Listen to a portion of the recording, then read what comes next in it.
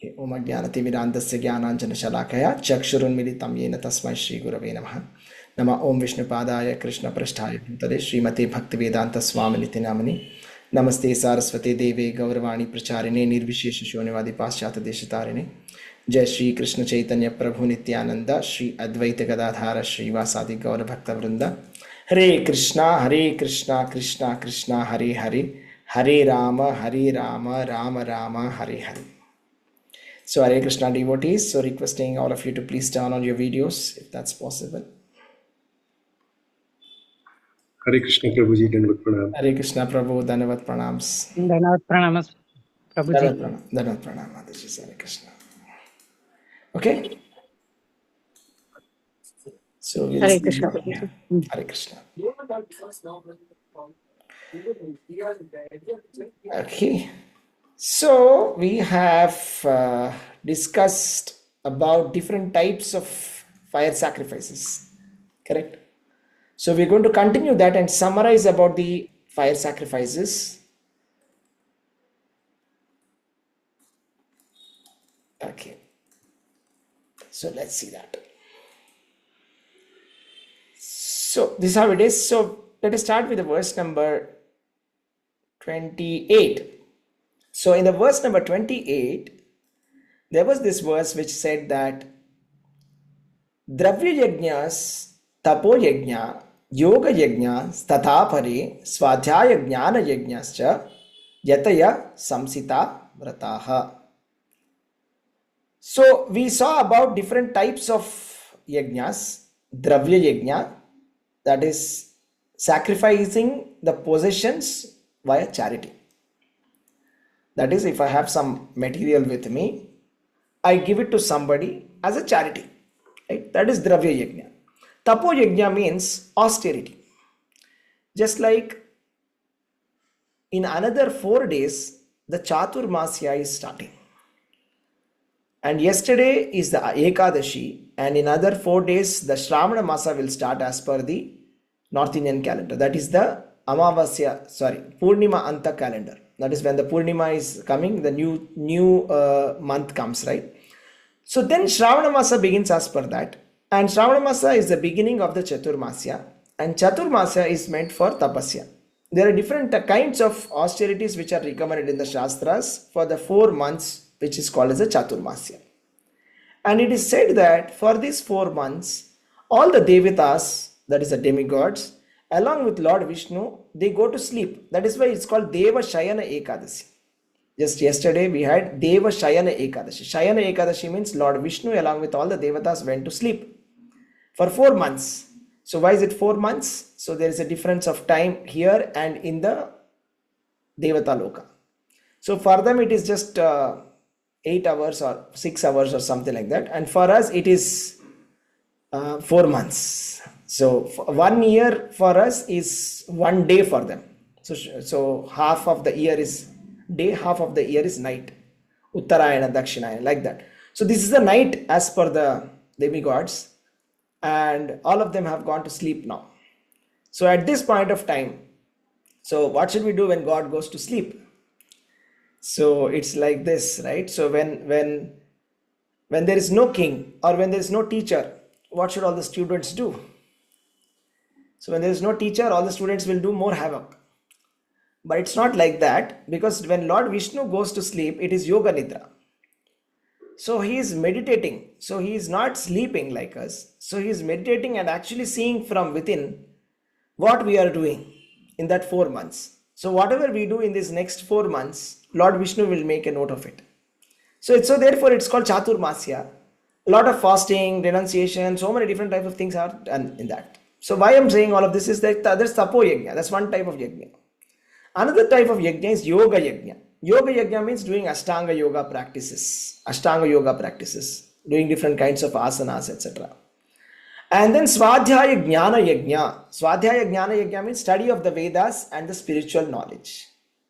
Right? So, but then the important point that we discussed, we finished this verse here, 28. The point that came out was that Krishna consciousness is not any one of these 4. Krishna consciousness is not like a sacrificing some possessions to charity. It is not that. nor it is doing some strict austerities. No, not even that. It is not even some mechanical exercises or breathing practice. No, that's not that. Nor it is same as the study of the Vedas or spiritual knowledge. It's not like that. Krishna consciousness is transcendental. So it's transcendent. It is direct devotional service to the Supreme Lord. Now we are going to start with the verse number 29. Okay, so let us see this verse number 29. Okay, so Hare Krishna. Hare Krishna. Yes, who is supposed to be reading the verse number 29? Yes, Pratibha and me. Yes, please go ahead, Mataji. Pratibha Mataji is there? Pratibha Yeah, Patil. Mataji. You go ahead after you, I will. Okay. So fourth Bhagavad Gita, fourth chapter, transcendental knowledge, verse number 29. Apane jukvati pranam prane panam tata pare pranapana gati rudva pranayama parayanaha apare niyataharaha pranan praneshu juhvati. Translation: still others who are inclined to the process of breath restraint to remain in the trance, practice by offering the movement of the outgoing breath into the incoming and the incoming breath into the outgoing, and thus at last remain in trance, stopping all breathing. Others curtailing the eating process, offer the outgoing breath into itself as a sacrifice. Hare Krishna Prabhuji. Hare Krishna. So the name of this yoga is called as the Pranayama Yoga.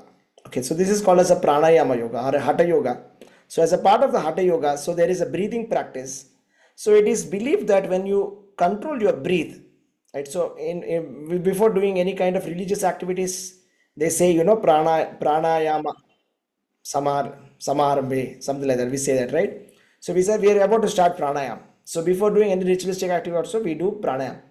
So because there's a connection, okay, these are all connected systems. So generally now what has happened with the Hatha Yoga, the yoga system, is like we have completely removed the religious activity out of it and made it a very neutral kind of an exercise kind of a thing. But this is very much Vedic, the yoga system, right? Why is it? Because it's a pranayama system is all about inhalation and exhalation.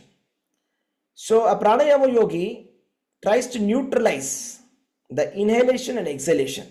So when that inhalation and exhalation comes to one kind of a stop, completely stopped, inhalation, exhalation, prana and apana, so then it becomes what is called as a kumbhaka yoga. So what happens, what is the benefit of this kumbhaka yoga is, we can increase our duration of life. So it is like this, it is said that our duration of life can be increased if we can reduce the number of breaths that we take, or if we slow down the breathing process, right?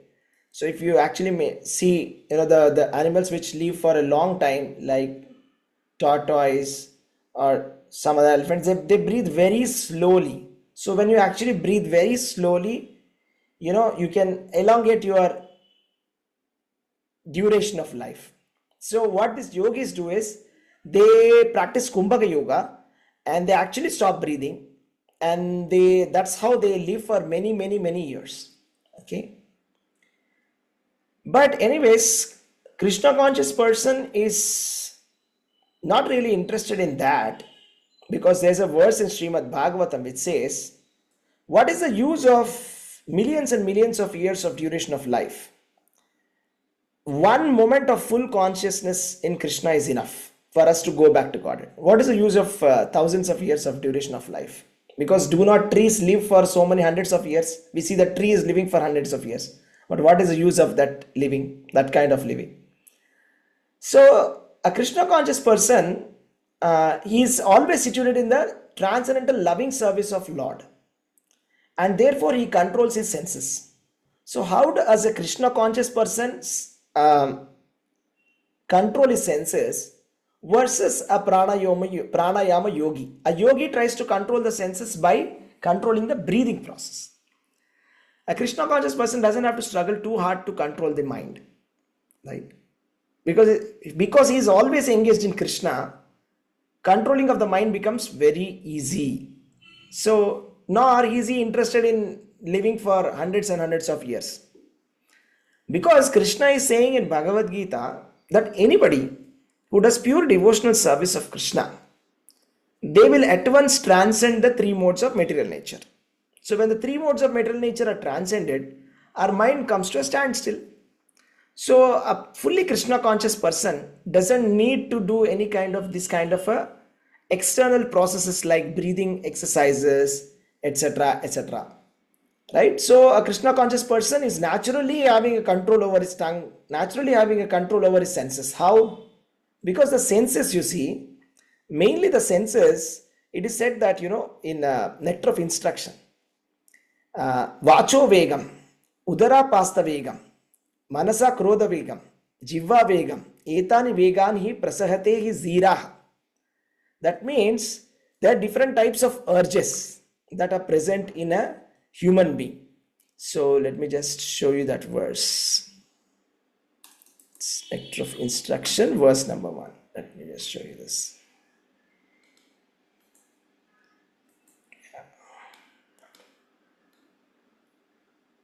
Yeah. Actually, every human being suffers from different types of urges. What are these urges? Urge to speak. Sometimes we want to speak where we are supposed to be silent. Sometimes our mind is not calm, even though we want it to be calm. And sometimes it is the anger, which is the urge. It comes like a tsunami. You can't stop it, right? It's like a flood. Then there's sometimes the urge of the tongue and belly and genitals. So a person who is able to control all of the senses, such a person is actually fully Krishna conscious person.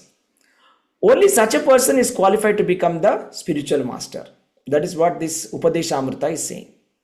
So coming back here to our topic, when you engage your senses, see especially the tongue, okay, it is said Sharira avidya jal jodendriya tahekal. Jiva fele vishaya sagare tar majje jiva ati lobhomai sudurmati. That means this tongue, jiva, is the most dangerous sense. So when this slips, everything else slips.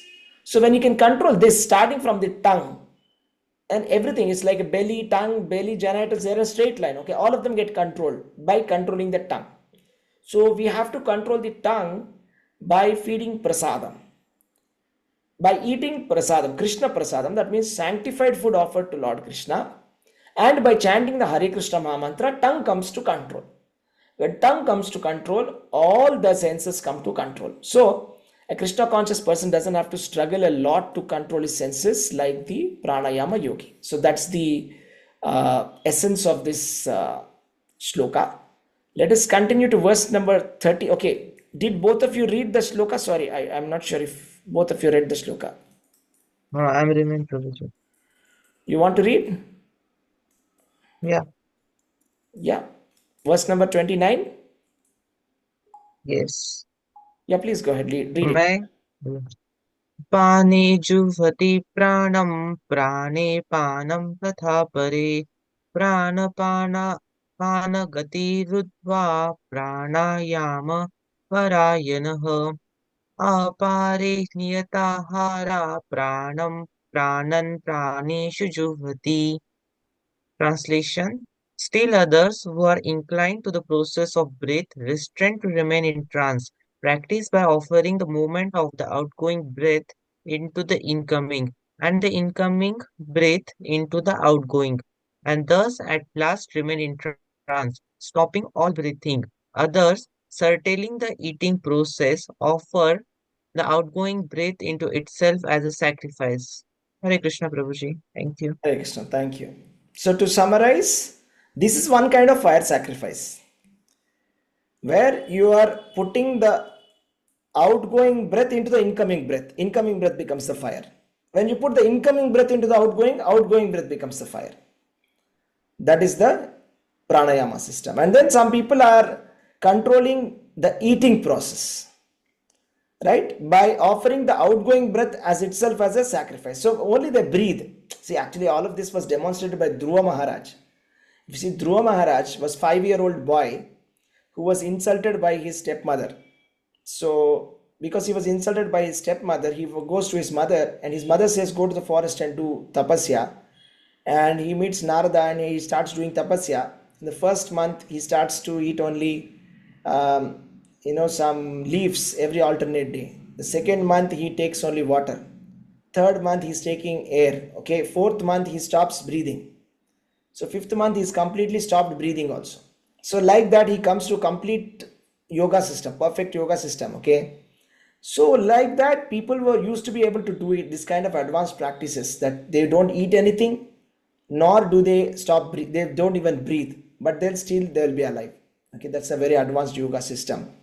But as we summarized, a Krishna conscious person is actually not interested in elongating the life, nor he's struggling to control his senses. Krishna conscious person is always engaging his senses in Krishna. That's how he is transcendental. Okay, let's go to the next verse 30. Who is going to be reading this?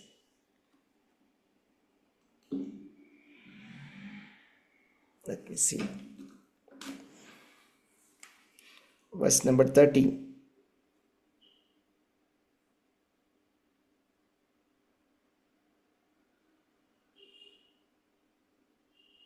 Hare Krishna. Hare Krishna Prabhuji. Yeah, I will be reading. Yes, please go ahead. Sarvepyete yajnavido yajnakshapita kalmashaha yajnashishtamrata bhujo yanti brahma sanatanam.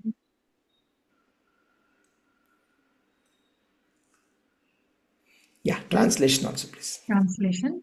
All these performers who know the meaning of sacrifice become cleansed of sinful reactions, and having tasted the nectar of the results of sacrifices, they advance towards the supreme eternal atmosphere.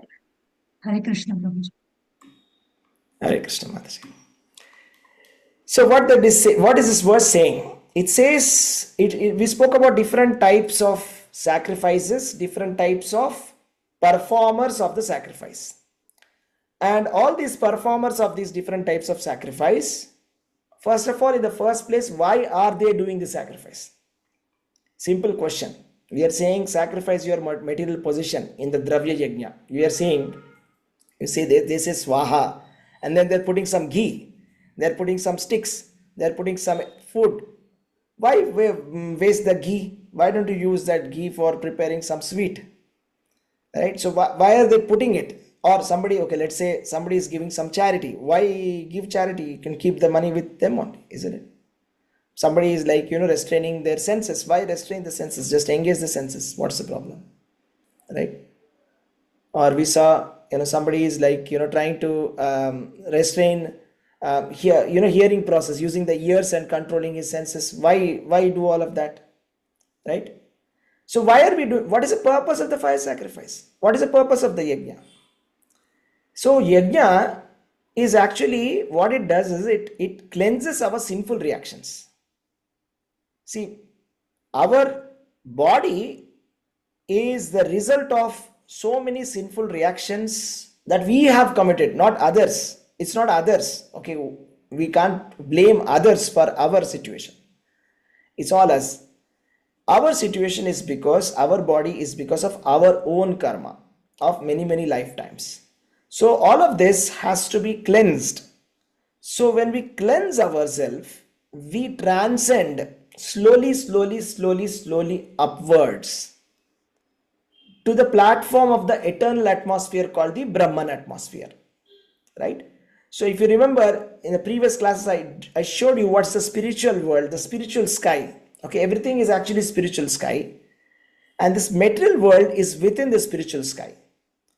And our idea is, right now we are in this material world, that is spiritual sky, which is mixed with Maya or sense gratification. And when we transfer ourselves to the spiritual world after the death, that is spiritual sky. That is the sky where there is no more birth and death. There is no more birth again. So that is called as the Brahman platform or the Brahman atmosphere. And these sacrifices, all these different type of sacrifices listed here so far, like for example, worshipping the impersonal Brahman, study of the Vedas, performing brahmacharya, having a regulated householder life, and performing yoga system, doing pranayama system, giving material positions in fire sacrifice, giving some charities, going on pilgrimages, right? Or, and doing some kind of tapasya for Chaturmasya. Why are we doing all of this? All these religious activities. This is all our religion, right? Our religion is constituting of all of this. Kindly mute yourself. Hare Krishna. Okay. Yeah. Thank you. So this is more or less summarizing our religion, isn't it? These are all the religious activities that we do. Worshipping the demigods, giving some charity, doing some tapasya. Is it not? So all of these are different types of yajnas. And the purpose of this yajna is for cleansing ourselves from the sinful life. And the purpose of all the yajnas is for controlling our senses. By default, all the living entities want to engage their sense gratification, isn't it? So just like small children, right? So if you give them a chance, they want to, exactly indulge in their senses. That means they want to eat all the sweets without any restriction. They want to eat all kinds of ice creams without any restriction, like that. Similarly, every living entity is having that sense gratification tendency, which we are trying to curb by following this process of fire sacrifice.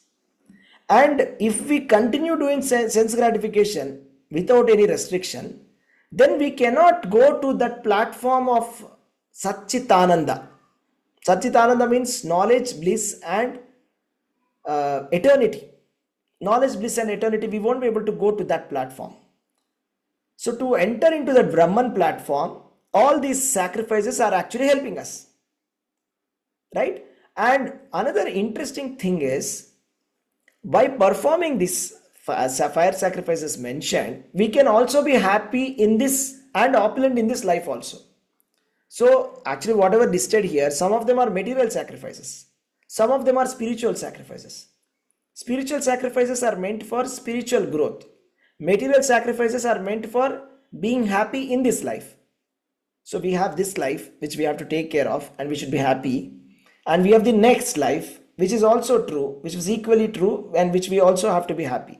But if we want to be eternally happy, we want to be transferring ourselves to the spiritual sky. So Krishna, the Supreme Lord, has given everything in this material world for us to be happy. That's why this material universe is called Purnam. Purnam means complete whole. So everything is here for our enjoyment, right? So just like imagine if you construct a farmhouse, okay, and then you buy everything for your happiness. Okay, you have a fridge, you have a stove, you have everything that you need there, where you can live independently, happily. This material world is like that. Everything has been given so that we can live happily. But of course, there is a higher truth which comes, that is a spiritual part of it, that despite of how much ever we try, we cannot be happy. But in whatever different kinds of material disturbances are there, to some extent we can be happy by performing these fire sacrifices. But the idea is, how can we be happy in this life, and how can we be happy in the next life, and how can we be happy forever? How can we enter into the kingdom of God? Right? So this is the idea. So let's go to the next verse. So that's the process of yajna. I hope you understood what is the importance of yajna. Okay, why are we doing all these fire sacrifices or religious activities? Is the purpose of religion is to transfer us to the spiritual world. Simple, right? The purpose is to transfer ourselves to the spiritual world, to cleanse ourselves. Okay, let's go to the next verse, 31. Who is doing 31? Hare Krishna Prabhuji. Hare Krishna Prabhu. Go ahead. Om Namo Bhagavate. Bhagavad Gita 4.31. Nayam lokostya ayagnasya Vato Nayah Kurusattama. Translation: O best of Kuru's dynasty, without sacrifice one can never live happily on this planet or in this life. What then of the next? Hare Krishna Guruji. Hare Krishna. So this is a very powerful point that Krishna is saying here. That is, if you cannot be happy by not performing sacrifices. It is impossible for anybody to be happy in this material world by neglecting this process of sacrifices. So we can never live happily in this world. Then what to talk about the next? So we can obviously, when we are not happy in this world, we cannot be happy in the next life as well. We can never be happy.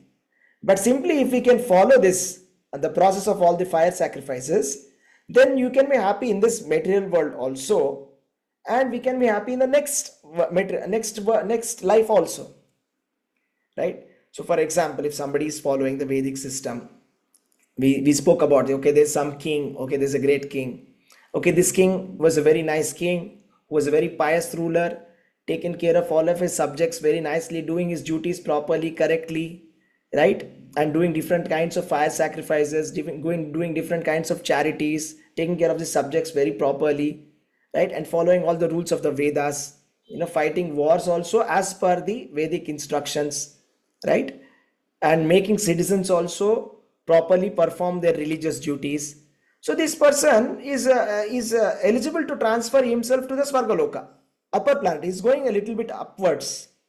Okay, he's going upwards. The purpose is like go upwards. But of course, that's not the final goal. The final goal is that he should be able to go out of this material world. So if that king is still more intelligent, what he would do is, after when he comes to a little bit of advanced age, we see that the kings, they retire to forest. What's the purpose of retirement to the forest? They are already done so many charitable activities already, right? So if he has done so many charitable activities, that's enough, no, for him?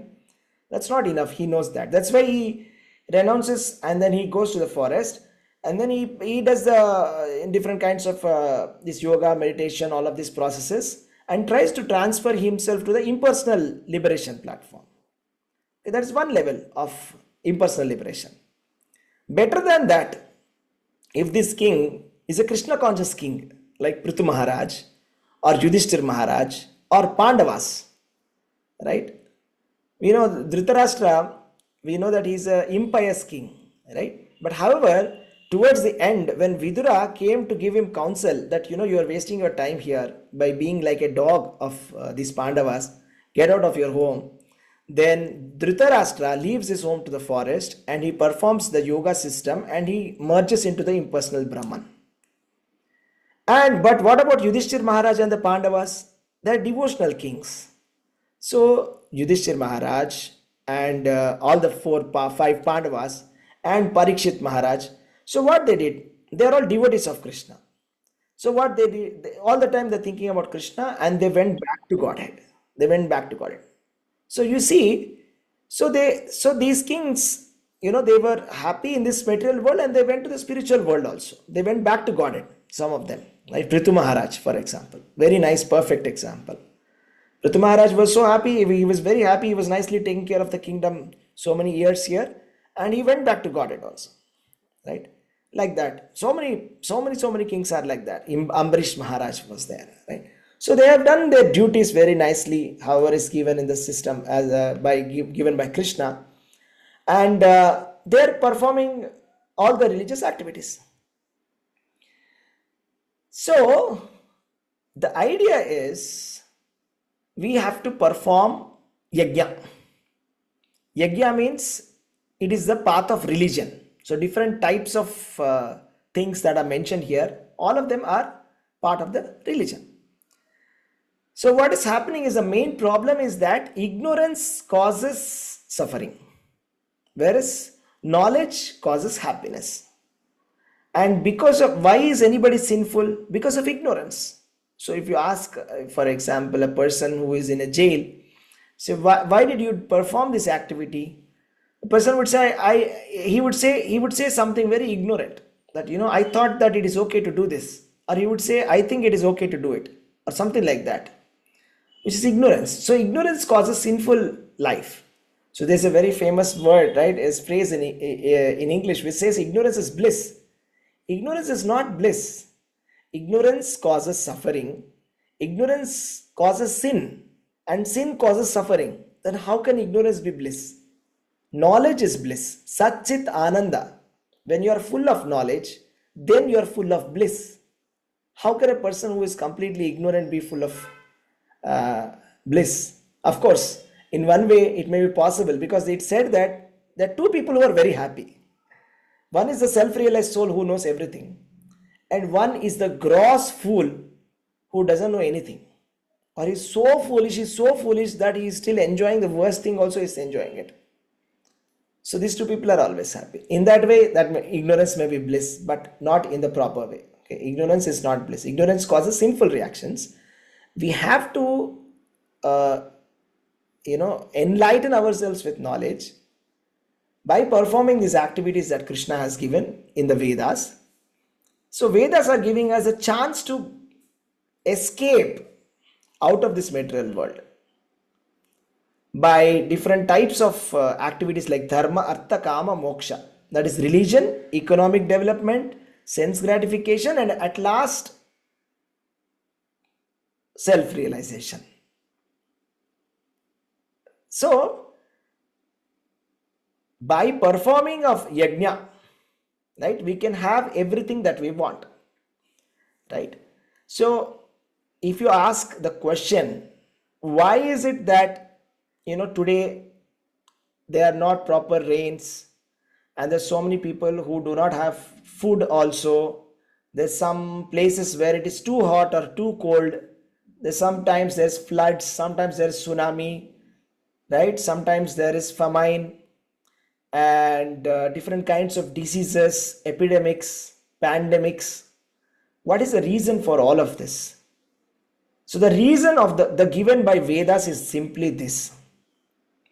If all the human beings engage themselves in fire sacrifice, or in the sacrifices, or in the religious activities which are given in the Vedas, then everybody can be happy. There will be no any kind of a food problem, or water problem, or milk problem, or disease problem, or any kind of problem. Okay, so actually, what is the proof for it? How do you know that this is true or not? Right? So in the past, when Yudhishthir Maharaj became the king, it is described in Srimad Bhagavatam that the rains used to be, falling just like when it is necessary. How much ever necessary, it will rain. That's all. It won't be more, won't be less. Because sometimes when the rain is less, the crop gets spoiled. The rain is more, crops get spoiled. Or somebody may die because of excessive rain. Some people may die because of lack of rain.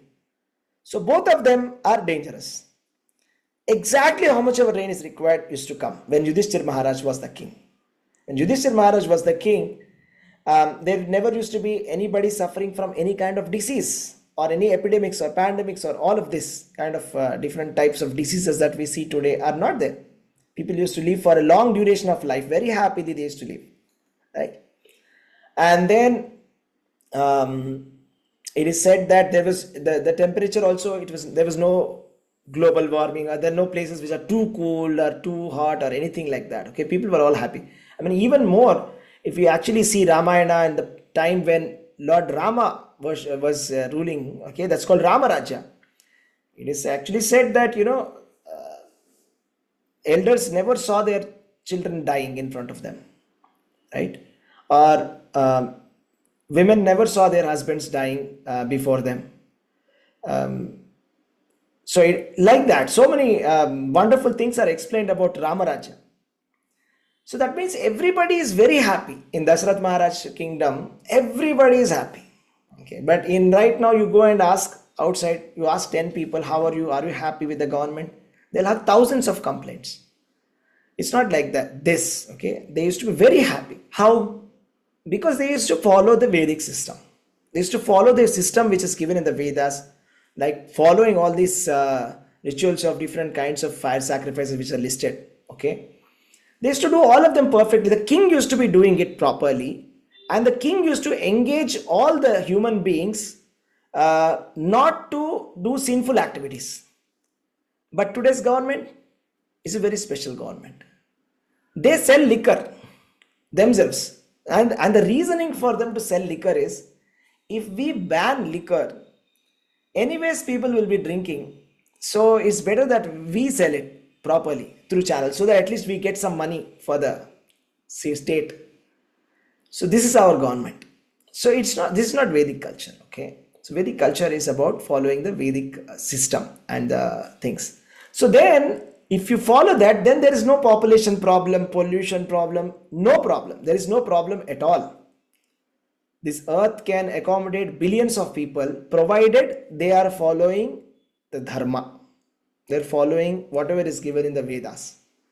But if people are not following the Vedas or dharma, even the least number of population is also a burden for Mother Earth, right? So that's the thing.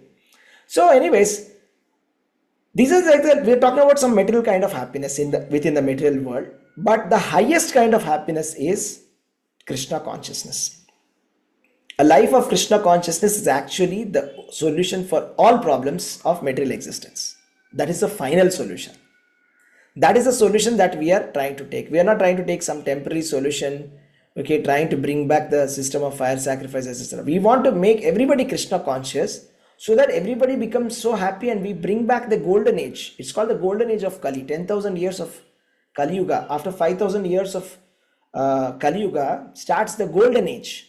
That means for the next 10,000 years, as long as we spread Krishna consciousness, like Chaitanya Mahaprabhu said, Prithviche Ache Nagaradi Gram Sarvatra Prachara Hoibo Moranam. That means in every town and village, my name shall be sung, Chaitanya Mahaprabhu said. That's what Prabhupada did, right? Prabhupada went to the West and he preached this Krishna consciousness. So it is now our responsibility that we preach this Krishna consciousness, we follow Krishna consciousness and preach it to the world, so that the entire world can be happy, right? So that's the idea. So if everybody becomes Krishna conscious, the world will be a completely different place. It will be a very happy place to live. Okay, let's go ahead. This is verse number 32. Who is reading the verse number 32? Hare Krishna Babuji. Text 32. Evam बहुविधा यज्ञा vitata brahmano mukhe karma jana vidhi tan sarvan evam gnatva vimokshyase. Translation: all these different types of sacrifice are approved by the Vedas, and all of them are born of different types of work. Knowing them as such, you will become liberated. Hare Krishna Prabhuji. Hare Krishna Mataji. Thank you. So the idea is that this is called Karmajan. Karmajan. Karmajan means, see, any fire sacrifice is possible only by working. It is not possible to do a fire sacrifice by not working. This is a very important point for us to note. See, Bhagavad Gita or Krishna consciousness, the message is definitely not to stop working. That is not the message at all. That is the popular version. I mean, people think, Chodo, Gharbar, Chalo, Haridwar. No, that's not the message of Bhagavad Gita. It's the opposite actually. It is the opposite. That, you be engaged in spiritual activity. You do all the different kinds. We have seen, if you're a brahmachari, be a good brahmachari. If you're a grihastha, be a good grihastha. If you're a king, be a good king. If you're a businessman, you become a very good businessman and you give employment for thousands of people, right? If you're an employee, be a good employee. If you're a father, be a good father. Do your work properly, and that becomes a sacrifice, right? So, but we have to just remember that the ultimate purpose is liberation, right? So by following, but at least simply by knowing this also, Krishna is saying that we can ultimately get liberation, it says. But all of them are recommended for ultimately bringing about liberation from the body. So the ultimate purpose is to get liberated. The Lord himself is saying, simply by knowing this, we will be liberated. The purpose is to get liberated, right? Okay. Was that Chaitanya Mataji got the chance? Okay. Chaitanya Mataji is here. Yes, Prabhuji. Okay. Did you read the previous verse? You didn't get the chance, I think, right? Yeah. Okay, you can read the next verse maybe. Okay, fine, no problem. Harsh Tiwari Prabhu also, I think. Okay. 33. Devi Nair Mataji. Okay, Prabhuji. Shall I read that? Yeah, Devi Nair Mataji. Yeah, please go ahead. Okay, Prabhuji. Text 33. Shriyan Dravya Mayat Yajna Jnana Yajna Parantapa Sarvam Karmakhilam Partha Jnane Parisamayate. Translation: O chastiser of the enemy, the sacrifice performed in knowledge is better than the mere sacrifice of material possessions.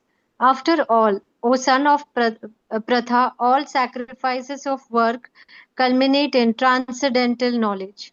Hare Krishna Prabhuji. Hare Krishna. Thank you, Mataji. Chaitanya Mataji, would you like to read this verse? Yeah.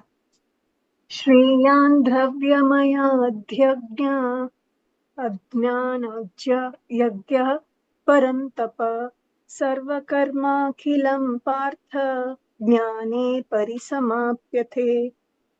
Translation: O chastiser of the enemy, the sacrifice performed in knowledge is better than the mere sacrifice of material possessions.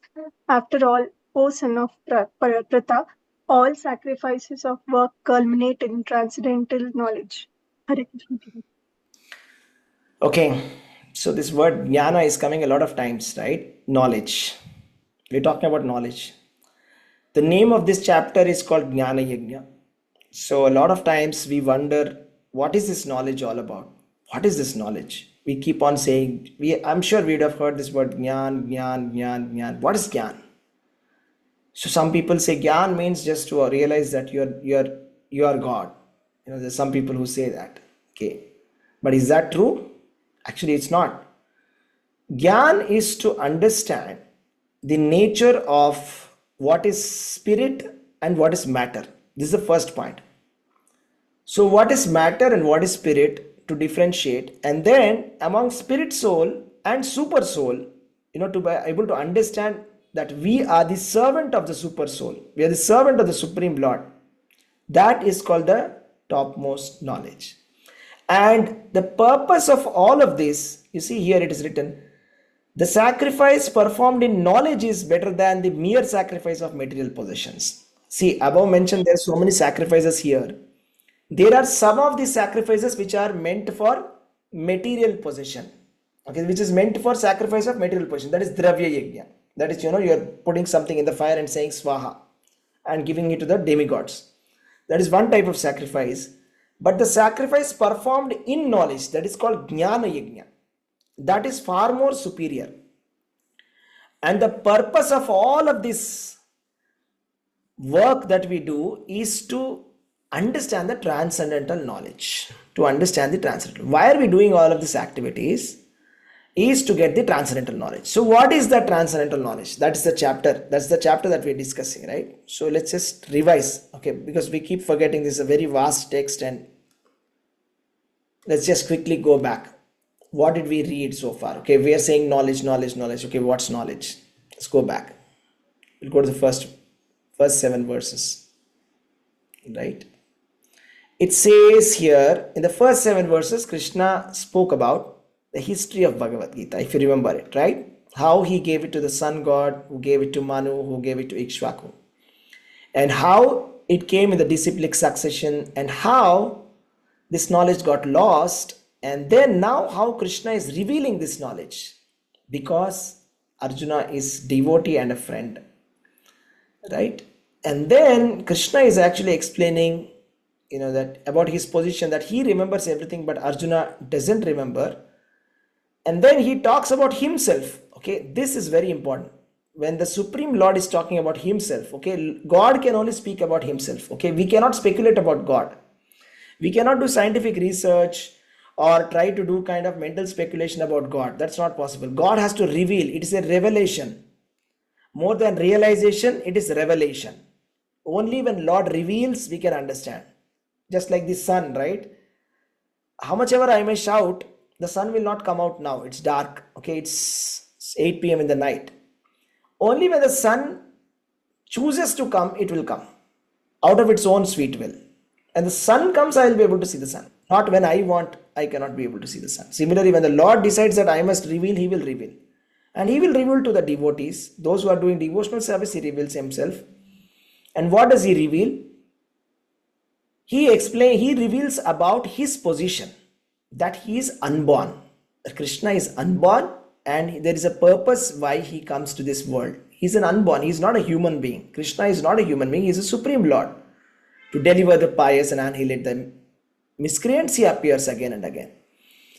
And then he speaks, this is the very important point of the transcendental knowledge, that we have to understand the nature of Krishna's birth and death. That Krishna's birth and death is transcendental. If you understand this, we can be liberated. This is the very important point. Okay, this is a very important point of the jnana. And then he speaks about how in the past different people have become self-realized by following the parampara, by following the teachings of Lord Krishna in the parampara. They have also got liberated, right? And then he continues to explain about the Chaturvarna system which he created, and he speaks that he is not affected by any kind of work, right? He's not affected by any kind of work, and how the liberated souls have acted in Krishna consciousness, and he speaks about what is inaction and action and all of that, right? So all of this is actually Gyan. So to understand about Krishna's position, right, and to determine what is it that we are supposed to be doing, this is Gyan. And if you ask me more precisely what is Gyan, we'll have to go to Bhagavad Gita, chapter number 13. That's where the definition of Jnana is there. If you go to chapter number 13, verse number 8 to 12, okay, verse number 8, if you want to, you can take a note or take a screenshot, okay, make a note of it. The definition of knowledge is here. Krishna says, all these I declare to be knowledge. And besides this, whatever there may be is ignorance. So Krishna is in this 8 to 12 verses 13th chapter, he explains what is Gyan, all of this mentioned above, and what is Agyan also. Agyan means ignorance. What is Gyan? What is Agyan? Okay, there's a lot of things here which are explained here. And one of the important points that comes out in Gyan, what is knowledge, is, if we open this verse, we will see, it says here, Maicha ananya yogena bhaktir avyabhicharini. Okay, which means constant and unalloyed devotion to me is knowledge. And if we do not have constant and unalloyed devotion to Krishna, constant and unalloyed devotion means without any deviation to worship only Krishna, that too constantly, apratihata, without any break. It's not only Saturday I'll worship Krishna. No, that is not constant devotion.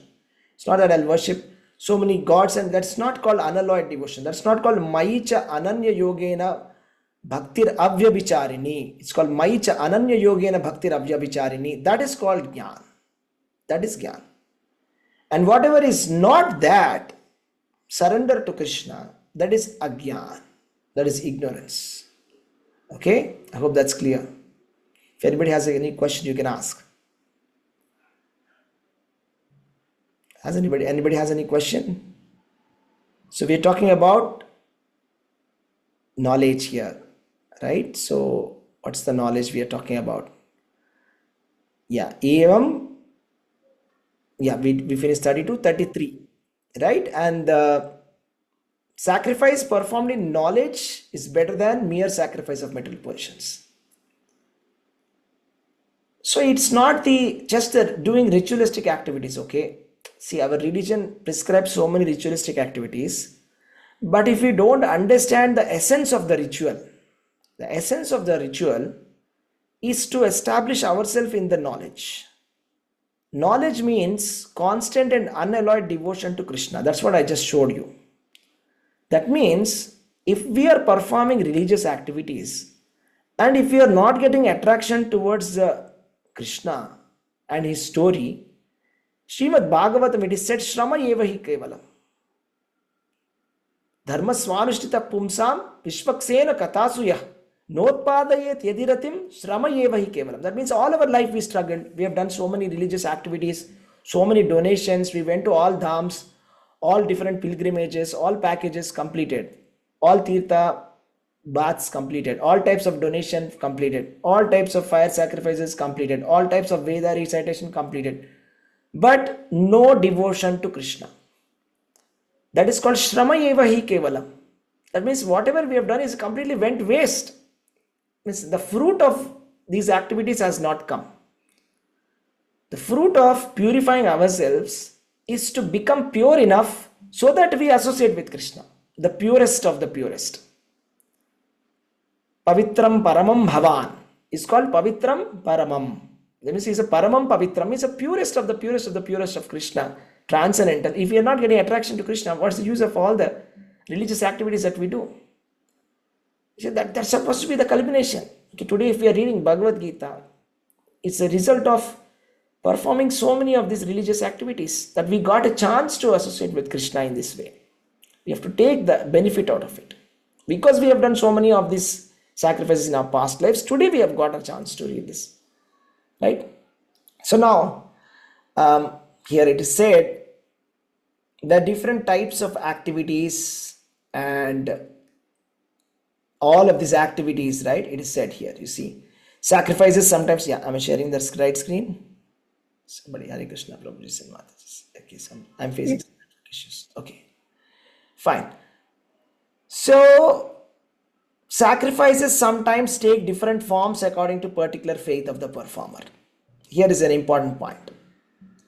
See, the performer of the sacrifice are doing it at a different level, right? Some of them are worshipping the demigods.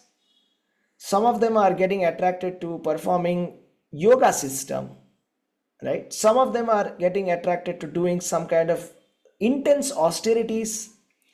Some of them say, forget all of this, social work. Let's do some social work. They are doing some kind of social work. Some people are taking care of the family very nicely. Some people are taking care of their religious duties, the Varnashrama Dharma, Ashrama Dharma, Varna Dharma. They're being very nice administrator, nice education, academician, nice employee, all that. According to the faith, they are doing all of this. But the ultimate thing is to come to Krishna consciousness. That is when the faith reaches the transcendental knowledge. This is very advanced stage. So ultimately we have to come for the transcendental knowledge, Divya Jnana, which is culminating in Krishna consciousness. The real knowledge culminates in Krishna consciousness, to understand about Krishna. Right? So otherwise, whatever activities that we do are kind of more or less useless. Right? So that's why these are called as, sometimes these called Karma Kanda, Jnana Kanda, Upasana Kanda. These are words which says Karma Kanda, Jnana Kanda, Sarve Vishayera Bhanda. That means the fruitive activities, Jnana Kanda activities, they are all materialistic activities. If you want spiritual activity, that is Krishna consciousness. Ultimately, we have to come to the highest knowledge, that is Krishna consciousness. And then how do you understand this knowledge? It's not possible for us to read some books and understand this. Okay, there's a process of getting this knowledge. Let's see what's that process. Okay, who's Harsh Tiwari Prabhu? Are you there? Would you like to read? Harsh Prabhu? Okay. Sindhu Mataji? Yes, Prabhuji. Hare Krishna. Okay. Tadvidhi pranipateena परिप्रश्नेन सेवया उपाध्यक्षन्ति ते ज्ञानं ज्ञानिनास्तत्त्वदर्शिनाः. Translation: just try to learn the truth by approaching a spiritual master, inquire from him submissively, and render service unto him. The self-realized souls can impart knowledge unto you because they have seen the truth. Hare Krishna, Prabhuji. Hare Krishna Mataji. Would anybody want to read? This is a very nice verse. Anybody who didn't get a chance want to read? Please unmute yourself and read. Hare Krishna, Prabhuji. Yeah. Tadvidhi pranapatena pariprashnena sevaya updekshanti te jnanam jnanina sattva darshinaha. Translation: Just try to learn the truth by approaching a spiritual master, inquire from him submissively, and render service unto him. The self realized souls can impart knowledge unto you because they have seen the truth. Hare Krishna. Hare Krishna. So it's a very, very powerful message of Bhagavad Gita. So for today's class, I will say this is the most important verse. If it is best if you can actually memorize it. Tatvidhi pranipatena pariprashnena sevaya upadekshanti te jnanam jnaninas tattvadarshinaha. Krishna's instruction. There are some people who say that I want to approach God directly. I do not want any human being in between me and God. I do not want any human being. I don't trust anybody. Me and my God. It's direct relationship. I'll directly get knowledge from Krishna. But that's not the process. That's not the process. Krishna is explaining. If that was the process, then what is the necessity for the Gurukula system? What is the necessity of Guru at all? Right? So it is compulsory. It is said, Tat Vijnanartham sa Gurumeva Abhigachet. The Vedas are saying. Jnana means knowledge, theoretical knowledge. But if you want realized knowledge, that is somebody who has realized that knowledge practically, Vijnana, you must approach a spiritual master. Tat Vijnanartham sa Gurumeva Abhigachet. Abhigachet means must, compulsory. Every human being must compulsorily have a spiritual master. In fact, it is said in the Shastra that a human being who doesn't have a spiritual master is no different from an animal. You see, animal, it does whatever it wants to do. There's nobody to correct an animal. Animal is free to do anything. Right? As long as it's not stopped by the other animals, it will do whatever it comes to its mind, it does it. Similarly, human being is also more or less like that. That's why a guru is compulsory. And there's a spiritual master, there is a commitment, and there is a connection, and there is some kind of conversation, there is questioning. You see, there's an exchange that's happening. Like recently I was just speaking to one of the senior devotees, His Grace Gunana Prabhu. He was telling about his story that his wife, initially a disciple of His Holiness Gopal Krishna Goswami Maharaj. So it seems that when he got married, okay, that was maybe 15 years ago or something like that. So His Holiness Gopal Krishna Goswami Maharaj, when he had come to Bangalore, he spent around 40 minutes with his disciple. He was the wife of Gunana Prabhu. He was saying like that, and he was asking in detail, okay, what time do you wake up? How many rounds do you chant? When do you chant your 16 rounds? How many times do you offer to Krishna? Just imagine a spiritual master asking you this question, right? And from then, because of the training of the spiritual master, he said that his wife, she wakes up every day at 3:45 a.m. for sure, every day, and she finishes her rounds before 6:30. That's called training of a spiritual master. Spiritual master means accountability, right? It's very easy for me to just keep a photo and say, okay, here is Krishna, here is some great acharya photo, they are my spiritual master, and I'll do whatever I want to do. But where is accountability? Now the spiritual master will question. Okay, I'll tell you one pastime from His Holiness Jayapataka Swami Maharaj. One day he came to Bangalore and he was distributing prasadam. Everybody was coming and taking the prasadam. Then he put his hand in one of his disciples. He put the sweet, the prasadam, and took it back. He said, I will not give you. He said, Guru Maharaj, why won't you give me? He said, you are not chanting 16 rounds of Hare Krishna Maha Mantra. You have stopped chanting Hare Krishna Maha Mantra. Then he started crying. That disciple started crying. He said, nobody knows about this, that I have stopped chanting. Nobody knows. And how did you know that? Right? How did you know that? So the spiritual master knows, okay, the spiritual master, he knows in the disciple, whatever the disciple is doing, spiritual master knows. And the spiritual master will question, why are you doing this? Right? So that's why Krishna is saying, Tatvidhi pranipatena pariprashnena sevaya. The proper mood of approaching a bona fide spiritual master is like this. Pranipatena means humbly. Pranipat means paying obeisances. So when we pay obeisances to the Guru, we say, please accept my respectful obeisances. Right? So there sometimes we say, please accept my humble obeisances. That is one type of obeisance. But respectful obeisances, we do it for Krishna and Guru. It's a different kind of respect. Higher level of respect. We respect everybody. Please accept my humble obeisances. But when we go to Guru or Krishna, we say, please accept my respectful obeisances. So that's Tatvidhi pranipatena pariprashnena sevaya. Pariprashnena sevaya. We must ask questions to the spiritual master. Should ask questions to the spiritual master. That, why is this? Why is this? Why is this? Why is this? There's so many question and answer sessions that happen. You see, I watch His Holiness Jayapataka Swami Maharaj giving Srimad Bhagavatam classes, and we ask questions. Last time when I went to Mayapur, okay, we all went for a Mayapur trip, and that was in a couple of 1-2 months back, right? So I asked a question. I asked, like, Guru Maharaj, like, how do we manage our time? Okay, how do we give more time for Krishna consciousness? This was a question that I've asked.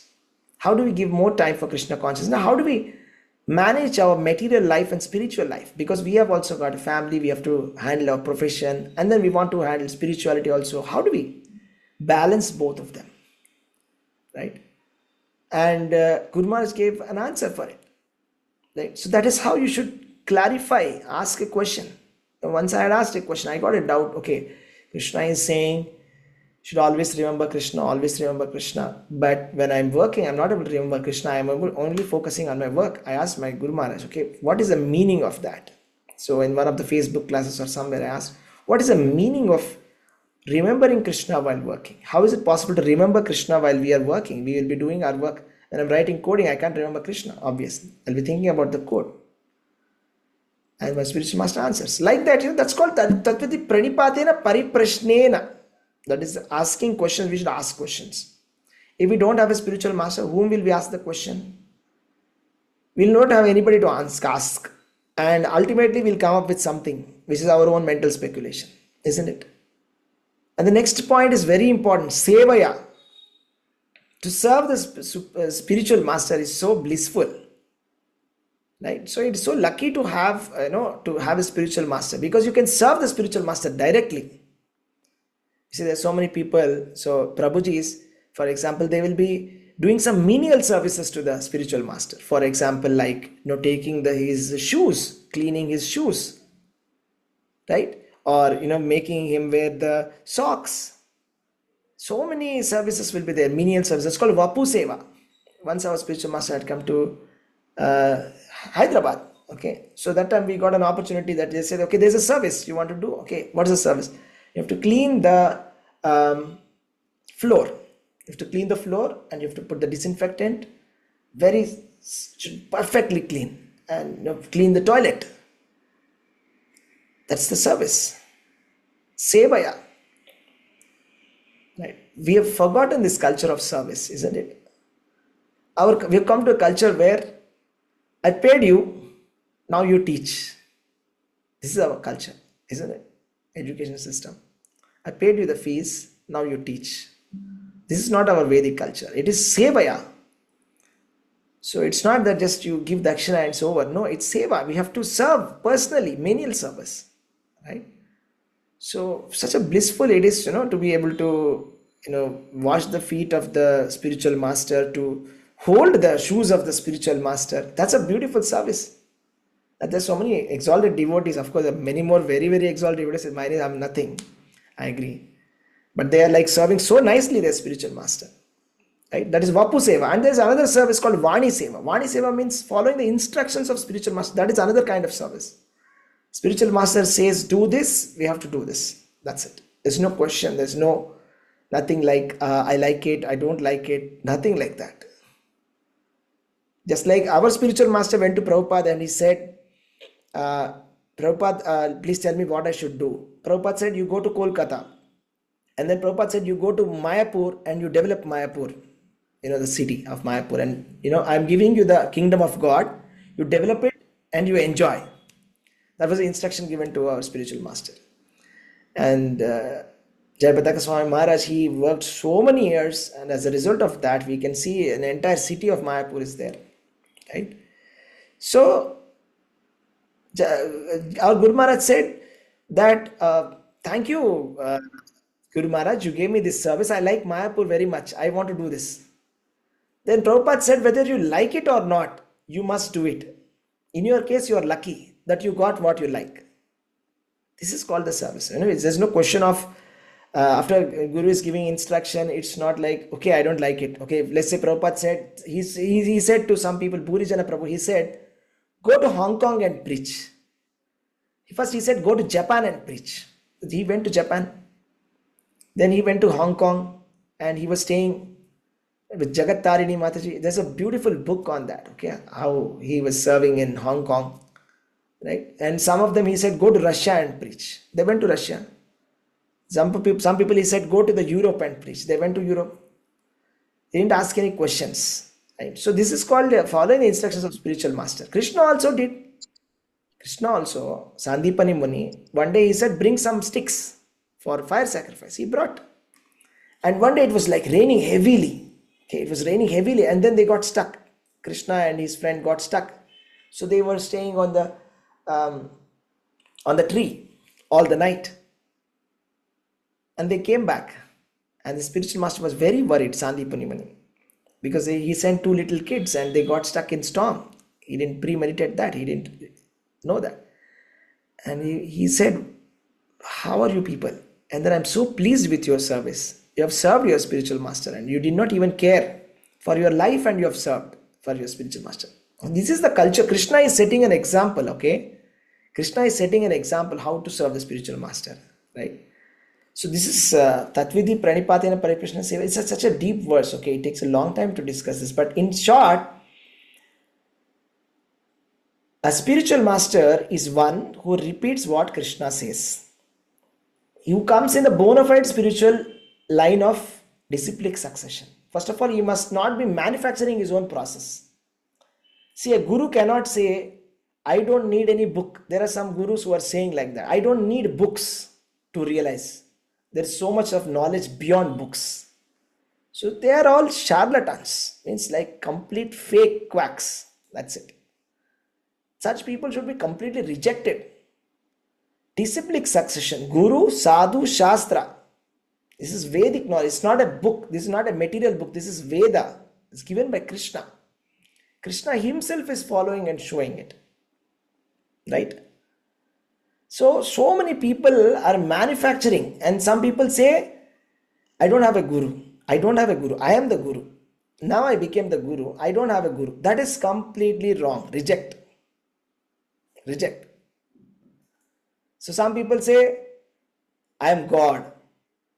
Reject. Such a person is not a guru. A person who says, I am God is not a guru.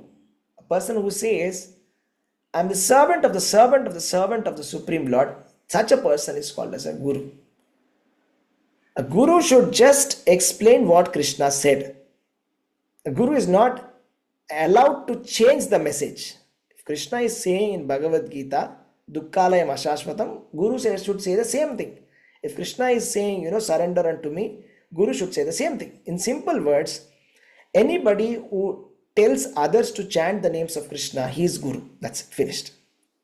If anybody, if you encourage somebody and say, chant the names of Krishna, then that person is a Guru. Kiba Vipra Kiba Nyasi Shudra Kenanai. A Krishna Tattva Veta say Guru hoy. Chaitanya Charitamrita. Doesn't matter whether he is Brahmana, Kshatriya, Vaishya, Shudra, Sannyasi, Vanaprastha, Grihastha. No. Generally we think a Brahmana is a guru, a sannyasi is a guru. No. A Krishna Tattva Veta say Guru hoy. The person who understands the science of Krishna consciousness, such a person is actually a guru. right? And if you want further, I asked Bhakti Purushottam Maharaj, what are the qualities of a guru? Simple words, he said in 3 lines, very beautiful. He said, a guru should have control over his senses. Simple point, such a simple point. We just now showed you, Vacho Vegam Darshan. Guru should have control over the senses. And guru should be, completely Brahmanishtam. Brahmanishtam means completely fully Krishna conscious. Brahmanishtam. Guru should be Brahmanishtam.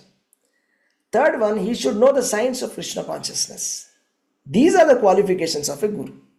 Somebody who has full sense control and who is completely Krishna conscious and who understands or who knows the knowledge, who has the knowledge of Krishna consciousness, such a person is a guru. Simple, right? Such a beautiful explanation. So such a spiritual master we should accept and completely surrender to such a spiritual master. Right? Again, Prabhupada says it's not a show bottle spiritual master. Okay. Sometimes some people want to have a guru because he has a guru, she has a guru, I also have a guru. It's not like that. It's not show Hare bottle. Krishna Prabhuji, may I just... He should Yes. also be in the disciplic succession. Absolutely. Right. Thank you. It should Thank be you, Prabhuji. Srotriyam Brahmanishtam. It should be in the disciplic succession. Without disciplic succession, reject. Right? So, such a spiritual master when you find, we must actually surrender to such a spiritual master. And then there are actually so many we have to see. Open our eyes and see there are so many. We are not fortunate that we took birth when Prabhupada was there. If Prabhupada would have been there, I would say obviously say that, please take initiation under Prabhupada, or else we will all run and take initiation under Prabhupada. But Prabhupada said this, that you see, these white devotees, these foreign devotees, I have personally trained them. He said this. Don't think that they are foreigners like that. I trained them, accept them, and learn from them. He said very clearly, and he told them also, become Guru. He told to our Guru Maharaj, Jayapataka Swami Maharaj, he said, you make 50,000 disciples. He said, you make 50,000 disciples. Why would he say that? You make 50,000 disciples. He had so much of confidence, right? So like that, we should, when the spiritual master is there, and our Guru Maharaj has been serving ISKCON since the last 60 years. He's born in an American body. He gave up his passport. Okay, then when he gave up his passport, the authorities thought he's some kind of a agent, US agent. They were shocked. Everybody dies for an American passport. Right? For American passport, people are ready to die also. We have seen some movie also, right? How they are dying for an American passport. Here Guru Maharaj is surrendering American passport and took an Indian passport. And he's been staying in Bengal from the last so many decades. Not 1 year, 10 years. Decades he's staying there. So when the spiritual master is available, okay, when he's there, we must take. So I'll tell you one story. Okay, clearly I'll say this. There was one Mataji who wanted to take initiation under His Holiness Gopal Krishna Goswami Maharaj. And there was a little bit of a problem, confusion. They were almost ready. They said, okay, you got the shelter, you just take the initiation. Okay, I'm ready for it. But the only thing is you have to follow the 4 regulatory principles. You have to give up meat eating. You should not take onion, garlic. But then she had a problem. Okay, she had to consult her husband, family. Her husband said, we are staying outside, so difficult to, stop this onion, garlic. It's not possible. Don't get into this. They did like that only. And actually, His Holiness Gopal Krishna Goswami Maharaj passed away. Almost it's been 1 year or more, I think. I don't exactly remember when. So this is not good. This is not good. This is not good. When there is opportunity, we should take it. When there is no opportunity, that is a different story. Right? When we are born in a different animal body, that time a dog cannot have a guru. Let's say we are born in North Korea, or we are born in a Chinese town where they're eating dogs, or we are born in North Sentinel Island, then there's no possibility of having a guru. We are born in India, we have bona fide spiritual master with so much of experience. clearly we should take it. We should actually run and take it.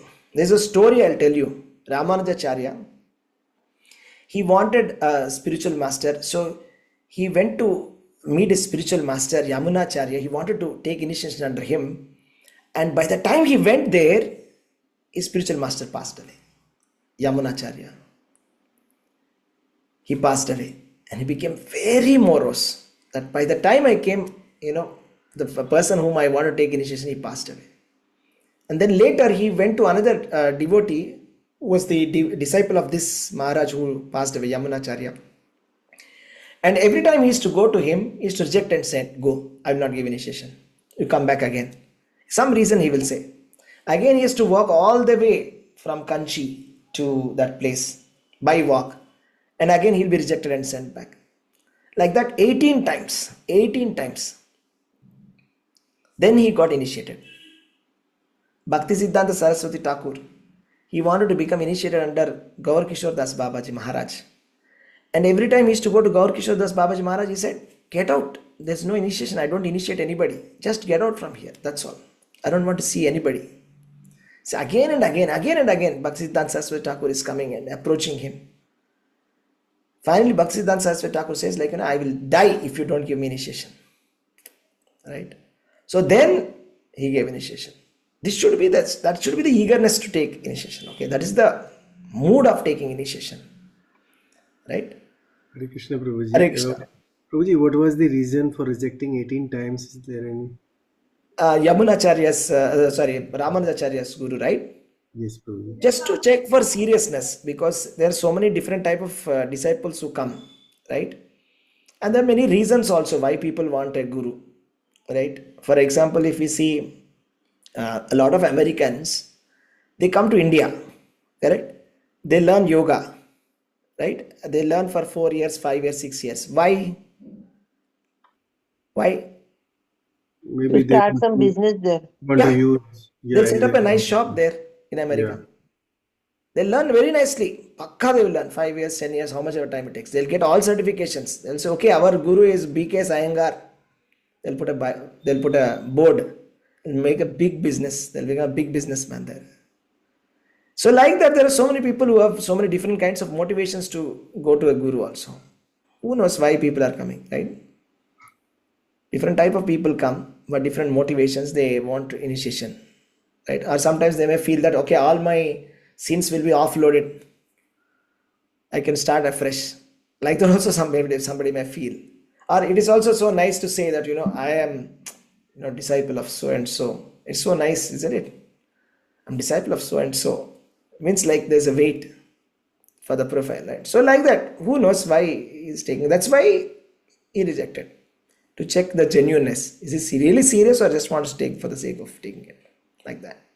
Thank you, Prabhuji, for sharing. Yeah, Hare Krishna. Hare Krishna. So yes, devotees. So this is an instruction of Krishna. Krishna is the original guru, but people think that, okay, Krishna will tell me. Some people say, me and my Krishna will tell me. Krishna will tell for those satata yuktayam bhajatam, so very, very rare cases. It's not normal case. Krishna telling directly. Krishna says, "Dadami buddhi yogam tam yena mam upayantite." Krishna says, "I'll give buddhi yoga from within." For those who are like constantly engaged in devotional service. That's not the normal process. That everybody stop going to Gurukul, stop taking spiritual master, just sit, put photo of Krishna all the time, think of Krishna. That is very rare. It's very rare. There's no devotional saint at all, who doesn't have a spiritual master. There's no acharya at all who has not a spiritual. Even God, Krishna, Rama, spiritual master, they have spiritual master. So this is the etiquette. Okay, going to the spiritual master, taking initiation is an etiquette. It is compulsory actually. It is said that without initiation, the mantra doesn't work. Doesn't work without the initiation. Okay, initiation means when the bona fide spiritual master gives the initiation, he gives the mantra. That is the official process of doing it, of getting from the disciplic succession. That is a process. It's a Vedic process, which is followed by all the acharyas, everybody. Right? So it's compulsory actually. Yeah. So this is the process that Krishna is also saying. that spiritual master should be accepted with full surrender, and like a menial servant without any false prestige, we must serve the spiritual master. And the spiritual master also will check for 1 year. It's said in the Shastra, spiritual master will check this to disciple. It's not that anybody will come and just say application and okay, make me your disciple. No, spiritual master will check sadhana, everything will be checked. There is a rigorous process when the spiritual master will accept. Then there will be initiation that happens. Okay, so even our bhakti steps process also, it's not a simple process that you just say, okay, I want to get initiated under this Maharaj, give me. It's not possible like that. So we have bhakti steps. So first Shraddhavan, 1 round, 4 rounds, Krishna Sevaka, Krishna Sadhaka, 8 rounds, Krishna Upasaka, 12 rounds, so many books to be read, interviews are there, exams to be passed. The devotees will check whether you are really following or not, or whether seriously following or not. Because if the devotee by mistake gets somebody and he runs off, okay, let us say somebody took initiation and stopped chanting 16 rounds. Then what will happen is the spiritual master has to suffer. Not only the spiritual master, the person who was recommended, that person also will get the sinful activity. So it's not just a joke that anybody will come and just say, okay, I want to get initiated. So it's a process, and then they have to prove that they're doing following everything properly, correctly, and then when the person is recommended, is convinced, and then recommends to the team. There's a team from the spiritual master who interviews and checks. Sometimes spiritual master himself interviews. When our Guru Maharaj was young, he used to interview himself.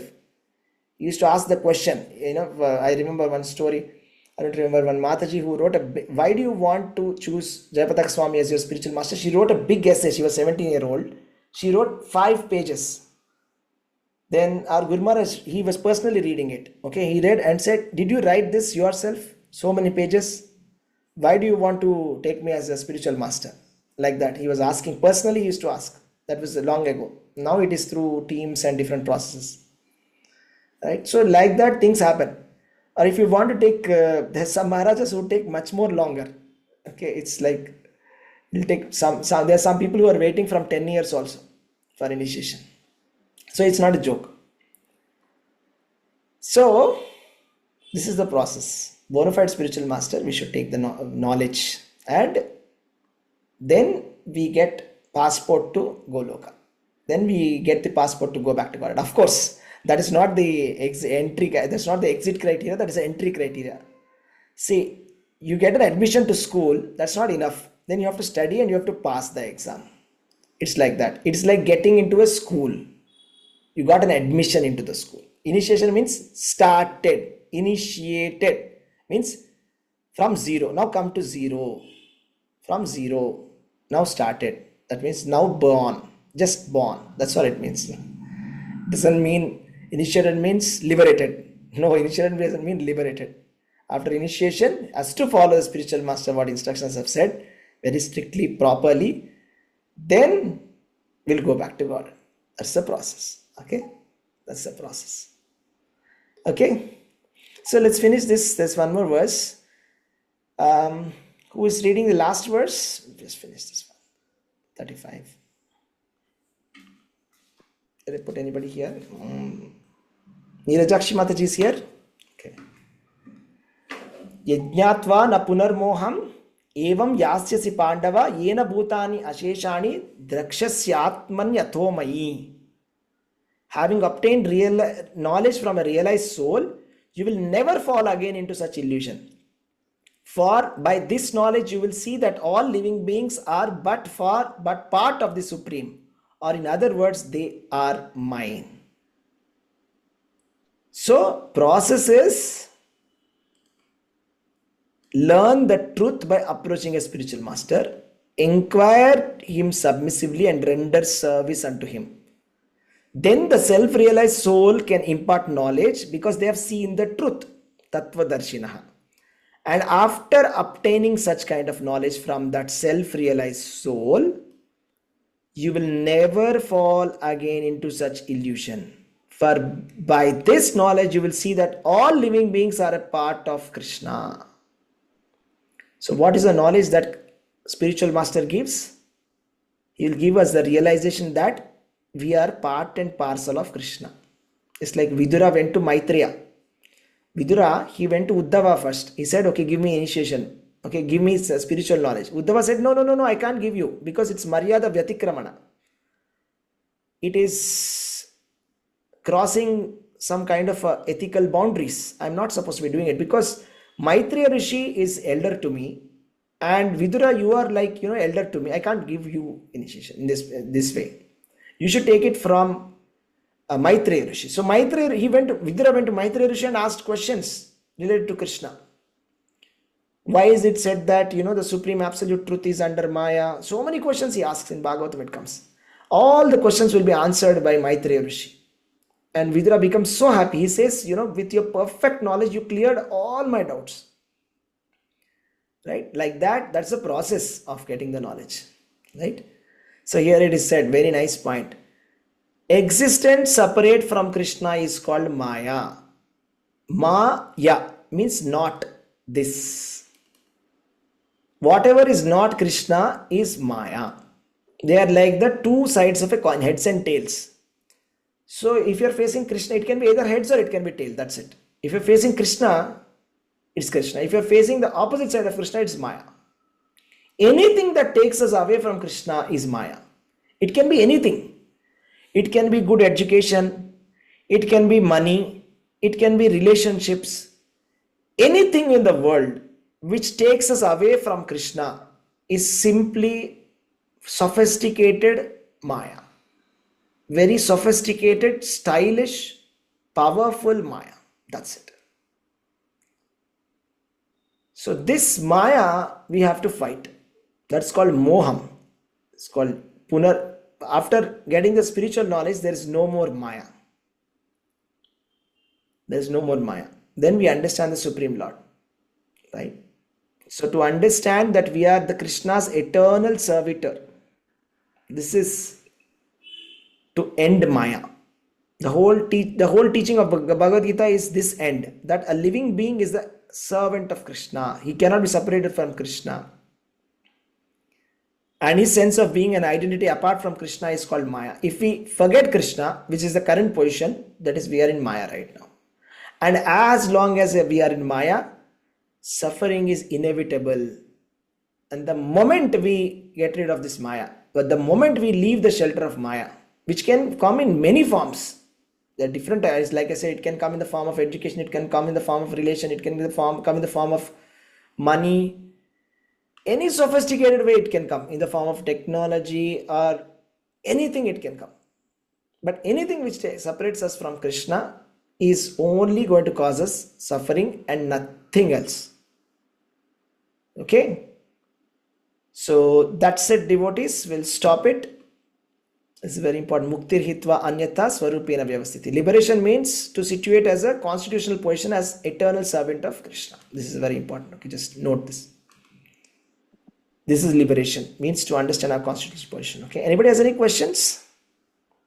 Prabhuji, I have. Yes, please. Please pardon me for my asking so many questions. But I was I got one forward, Prabhuji, where one devotee Krishna consciousness Jagannath Yatra in Bangladesh is being beaten up by cops. What is it? Bangladesh devotee who is in a Jagannath Yatra is being beaten up by those Muslim people. Okay. So can we integrate? For the love of Godhead, he needs to defend himself, right, Prabhuji? I don't know why are you asking this question. You're saying, I was just saying we have prescribed duties. Okay, I think I don't know how is it relevant to this class actually. How is it relevant? Okay, Prabhuji, then we can discuss on a different platform. Yeah, that's what I think. It's going in a tangential platform actually. Okay. No problem. Hare Krishna. Thank you, Prabhuji. Thank you, Mataji. Any other questions? Any other question, devotees? Okay. Hare Krishna. Okay, dear devotees, we'll stop here. Thank you very much. Hare Krishna. Thank you so much, Prabhuji. Thank you.